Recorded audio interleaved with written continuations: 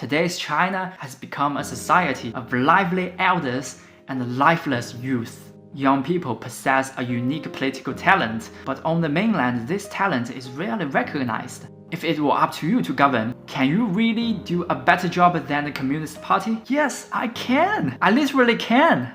The party excels at manipulating people by belittling and denying them. We could never outperform CCP at that. So instead, we should do the opposite.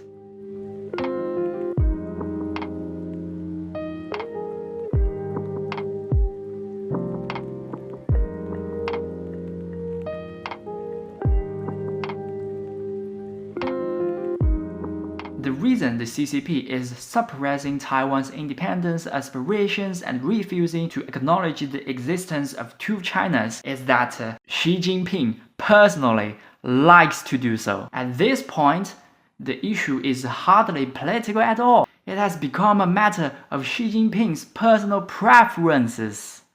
The point is that to understand Chinese society and politics today, one must understand Xi Jinping's personal psychology. This means one must understand his personality, his childhood, his work style, his two marriages, and even what his current wife Peng Liyuan thinks of him. Fortunately, this information is easily accessible on YouTube, and since Xi Jinping has been in power for 13 years, I think most people already have a general sense of what kind of person he is. And for me, I have come to realize that two traits of Xi Jinping decisively shape China's political landscape today. The first trait is his conservatism or reactionary nature. Almost all the ideologies he upholds were introduced by his communist predecessors, showing no real innovation, and he is incredibly resistant to any new political ideas or ideologies. The second trait is that he elevates the values and the ideologies he endorses into a sacred and absolute core value system which cannot be challenged. Anyone who dares to question the system is often ruthlessly suppressed as their ideas are seen as pagan, deviating from the sacred core values, and there is no gray zone for compromise with those labeled as pagans. The combination of these two traits is that almost all new ideas in Chinese politics are disrespected and may even be eliminated as pagan thought. Looking back at the Taiwan issue with this in mind, everything becomes much easier to explain. The idea of Taiwanese independence only began to gain traction and eventually become mainstream in Taiwan after Taiwan's democratization. It is a view that emerged specifically among a new generation of young Taiwanese, shaped by Taiwan's own unique political and historical environment. As such, it lies entirely outside Xi Jinping's frame of reference and is fundamentally incompatible with his core value system, and this incompatibility alone is enough for Xi and the Communist Party he dominates to judge proponents of Taiwanese independence as pagans, regarded as wholly undeserving of sympathy, understanding, or respect. Of course, pagan is just a metaphor here, used even if only metaphorically to convey what it feels like to be automatically treated as a wrongdoer and pushed aside. This feeling is not exclusive to the Taiwanese. People on the mainland experience it too. In fact, the difference between mainlanders and the Taiwanese is not as great as it seems. We are in the same boat. Especially for Gen Z on the mainland, we grew up during a period when public expression in China was relatively freer. Many of us Gen Z received a more liberal education, developed critical thinking skills, and once aspired to freely express ideas or act in ways that challenged or disobeyed the government. That's why we also feel this way when lockdown policies leaves us trapped in dormitories or neighborhoods for months without adequate food or medical care. We feel it when people question the exorbitant incomes of officials but are silenced from discussing these topics, when low-level workers perform grueling 12-hour shifts yet are forbidden from publicly complaining about their hardships, and when bizarre deaths or acts of public violence occur, yet the responsible institutions and officials are never held accountable. We are both treated unfairly by the Communist Party, which sparks a strong shared urge to respond to injustice. The only difference lies in how this urge is expressed, which is shaped by the distinct social and political environment on the two sides of the strait. In Taiwan, people can openly express their dissatisfaction with the Communist Party through public protests, civic action, and political debate. This allows frustration to be released in an outward-directed and cathartic way. On the mainland, however, there is no such outlet. Dissatisfaction cannot be openly expressed, nor can it meaningfully influence those in power. As a result, many young people simply withdraw. A common saying among my peers in China is that they are losing their enthusiasm for life. They lose motivation, avoid long-term commitments, refuse to marry or work, and adopt extreme frugality and minimalism. China's youth unemployment rate is frighteningly high, consumption has collapsed, and deflation is worsening. So you see, this widespread withdrawal has become an economic problem in itself. I see this as China's Gen Z making a muted but mighty protest against the government, responding to this society where the harder they strive, the more power the government gains, and the more exploited they feel. A Chinese economist once described this situation starkly. Today's China has become a society of lively elders and lifeless youth.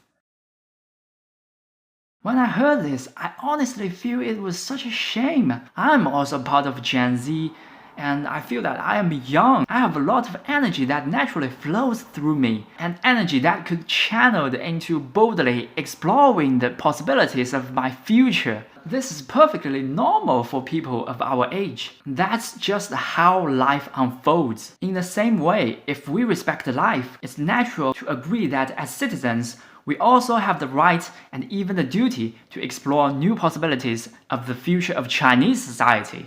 But under Xi Jinping's leadership, the Communist Party constantly denies such natural and healthy attempt. Even topics that seem harmless to the party's role, like whether same-sex marriage should be legal, cannot be discussed openly. This is why I say that many of the party's current policies are no longer based on its political interests, but on Xi Jinping's personal preference. His inflexible core value system and his hostility towards new ideas and perspectives seem to make him take pleasure in maintaining a conservative, even reactionary order. But Xi Jinping or the Communist Party have never realized that young people are destined to challenge and even to rewrite this order. Just look at the young people in Taiwan. Back when the Kuomintang Party was in charge, unification was also the only legitimate ideology. But now, the young generation has changed the game. They've taken a path that the old Kuomintang leaders never even imagined. This is exactly the kind of value that I promote. A spirit of innovation, bold exploration, and youthful vigor.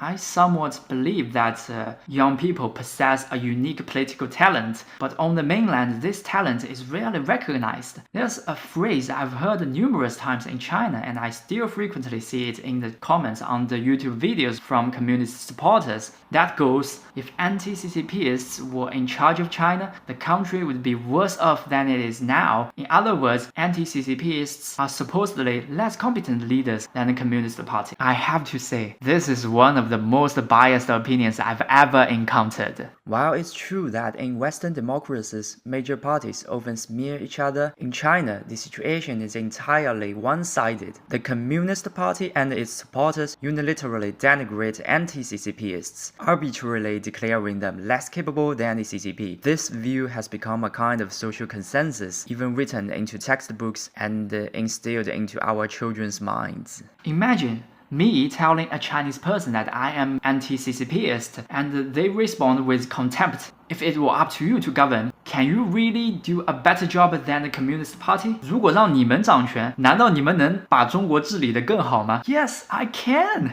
I literally can. In fact, given the reality of China today, I can see with confidence that if young people were in charge, the country would be governed far better than under Xi Jinping. Many of the current problems, including economic stagnation, could be addressed almost immediately. Even based on broader demographic and educational data, our generation is far better educated than the older one, thanks to the restoration and the expansion of education after the Cultural Revolution. We are more open-minded, more intellectually up-to-date, and better grounded in humanities economics, and international relations. So why should our governance be inferior to that of the CCP's aging, politically inflexible, and power-obsessed leadership? In almost every respect, countless Gen Z are more qualified to lead the country than Xi Jinping himself.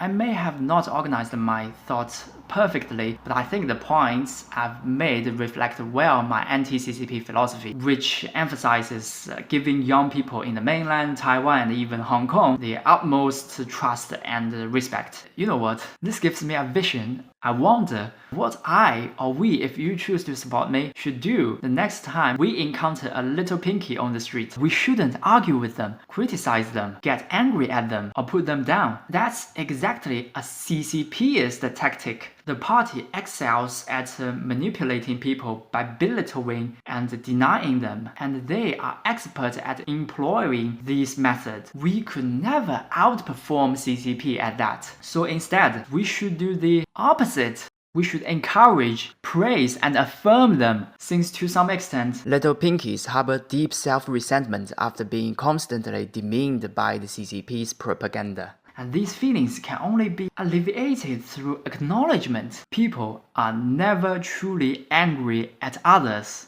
Anger is always directed at our own vulnerabilities. That is why it's such a shame that the Communist Party has conditioned so many people to deny their own capacity to change reality. So, this is what I want to say to little pinkies, the fanatical supporters of the Communist Party. You don't have to be the party's followers. They are not worthy of your loyalty. You are, in fact, more capable than Xi Jinping himself. You are absolutely able to build an organization greater than the Communist Party, and you are far more capable of leading China toward a brighter future than the party ever could. I've never tried speaking to them this way before. Now I start to be curious about how they would react to hearing something like this. I've always wanted to make a video talking about how to oppose the CCP, and I didn't expect that I end up covering so much of it here already. As a mainlander, I really do have a lot I want to say to you, but I will stop here. For one video, I have already said more than enough today. That's it. I hope you will continue to support the cause of free in China. I will see you next time. Hope you have a good holiday. Bye bye. Bye bye.